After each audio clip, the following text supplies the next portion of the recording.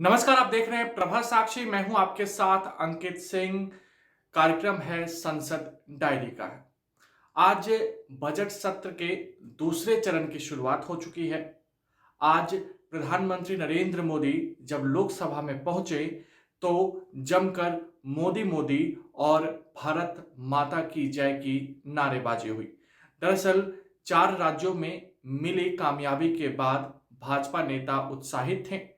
तो चलिए, आज संसद के दोनों सदनों में क्या कुछ हुआ है इसके बारे में हम आपको बताते हैं। सबसे पहले लोकसभा की कार्यवाही के बारे में बताते हैं।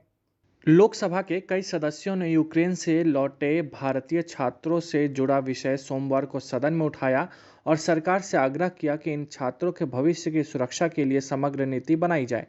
वहीं केंद्रीय शिक्षा मंत्री धर्मेंद्र प्रधान ने लोकसभा में कहा कि यूक्रेन में हमलों के बीच वहां से वापस लाए गए भारतीय छात्रों को डॉक्टर बनाने के लिए भारत सरकार हर संभव प्रयास करेगी। प्रश्नकाल में कांग्रेस के गौरव गोगोई के पूरक प्रश्न का उत्तर देते हुए प्रधान ने यह बात कही है। शिक्षा का अधिकार अधिनियम 2009 में संशोधन कर 18 साल तक की उम्र के बच्चों को निशुल्क शिक्षा का प्रावधान करने के सुझाव को अच्छा बताते हुए सरकार ने सोमवार को कहा कि इस विषय पर राज्यों से बात करनी होगी और केंद्र सरकार अपनी पूरी जिम्मेदारी निभाएगा। देश में परिवार के साथ मजदूरी करने वाले बच्चों के आंकड़े उपलब्ध नहीं होने संबंधी जवाब पर कांग्रेस, तृणमूल कांग्रेस और बहुजन समाज पार्टी के सदस्यों ने सोमवार को लोकसभा में सरकार को घेरते हुए कहा कि आंकड़ों पर आधारित परियोजना चलाने की बात करने वाली सरकार में बाल श्रमिकों का आंकड़ा नहीं होना दुखद है। केंद्रीय पर्यटन मंत्री जी किशन रेड्डी ने कहा कि वर्ष 2020 में प्रारंभ में कोविड महामारी की शुरुआत के बाद से इसकी 3 लहरों के कारण पर्यटन उद्योग से जुड़े 2.15 करोड़ लोगों को रोजगार का नुकसान उठाना पड़ा है। लोकसभा में प्रश्नकाल के दौरान रेड्डी ने बताया कि कोविड-19 महामारी की शुरुआत के बाद पहली लहर में देश में पर्यटकों के आगमन में 93% की गिरावट दर्ज की गई, जबकि दूसरी लहर में 79% और तीसरी लहर में 64% की कमी दर्ज की गई।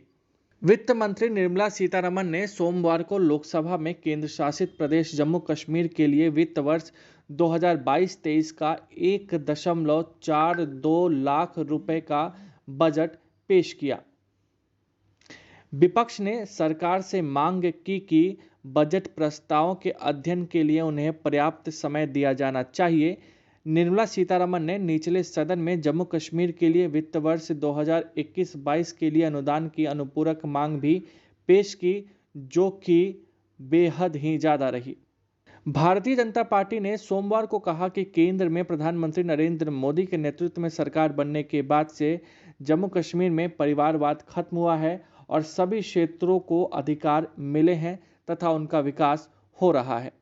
जम्मू कश्मीर में अनुच्छेद 370 के प्रावधान समाप्त करने और उसके 2 केंद्र शासित प्रदेशों में विभाजित करने के फैसले का बचाव करते हुए केंद्रीय मंत्री जितेंद्र सिंह ने कहा कि अगर कांग्रेस पार्टी को लगता है कि अनुच्छेद 370 को समाप्त करने के कारण सब कुछ गलत हुआ है, तब वह सार्वजनिक रूप से यह बात कहे। पूर्वोत्तर क्षेत्र के विकास की राह में अग्रसर होने का दावा करते हुए भारतीय जनता पार्टी के एक सदस्य ने राज्यसभा में कहा कि संपर्क, अवसंरचना और अन्य क्षेत्रों की ओर समुचित तरीके से ध्यान दिए जाने का ही नतीजा है कि कोविड महामारी के दौर में पूर्वोत्तर में हालात नियंत्रण में रहे। देश में जल निकायों की पहली गणना के मुताबिक 22 राज्यों और केंद्र शासित प्रदेशों में कुल मौजूद 9.45 लाख जल निकायों में से 18,691 पर अतिक्रमण किया गया है।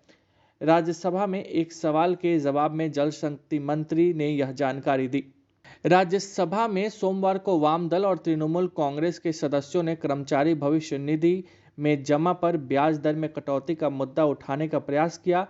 हालांकि सभापति एम वेंकैया नायडू ने इसकी अनुमति नहीं दी। केंद्रीय मंत्री हरदीप सिंह पुरी ने सोमवार को कहा कि महाराष्ट्र और केरल समेत 9 राज्यों ने पेट्रोल व डीजल पर मूल्यवर्धित कर यानी कि वैट को नहीं घटाया है। पेट्रोलियम व प्राकृतिक गैस मंत्री ने राज्यसभा में यह भी बताया कि कोरोना महामारी के दौरान कई देशों में ईंधन की कीमतों में 50% का उछाल आया, जबकि भारत में यह स्थिर रहा और महज 5% की ही वृद्धि देखी गई। सरकार ने सोमवार को बताया कि गंगा नदी में घुलनशील ऑक्सीजन का स्तर नदी के पानी में स्नान करने की स्वीकार्य सीमा के भीतर पाया गया है। घुलनशील ऑक्सीजन स्तर का पैमाना है कि जिससे किसी भी जल स्रोत के पानी की गुणवत्ता मापी जाती है। अगर आप भी लेना चाहते हैं देश दुनिया की तमाम जानकारी तो आज ही सब्सक्राइब करें हमारे चैनल को।